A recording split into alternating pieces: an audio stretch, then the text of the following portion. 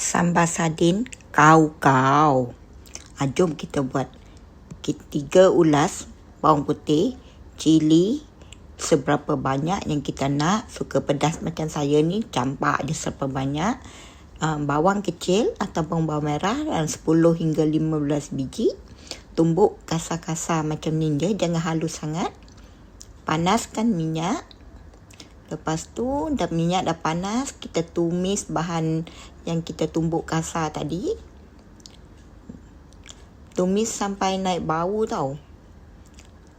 Sambal ni kita guna sardin yang yang Yusof Tayyub ni memang sedap gila. Sebab sos dia tu dia tak rasa kuat sangat tau. Jadi kita boleh, masa kita masak tu, kita boleh letak perasa yang kita suka lebih sikit.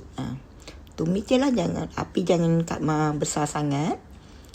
Hari ni saya nak buat dalam 2 tin sardin yang kecil-kecil tu lah. Tak sampai RM5 pun kos untuk sardin tu.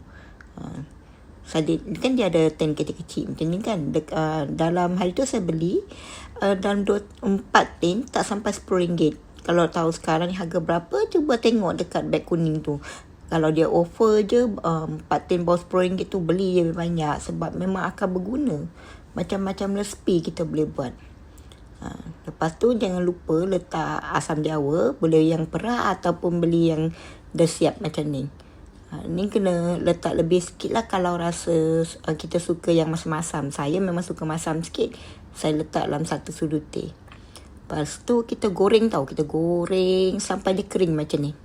Sebab kita nak buat untuk cicah dengan ulam-ulam kan. Ulam yang kita celur pun boleh. Ulam yang fresh macam ni pun boleh. Sila cuba. Lepas tu sedap tak sedap nanti bagi tahu. Sardin ada beg kuning.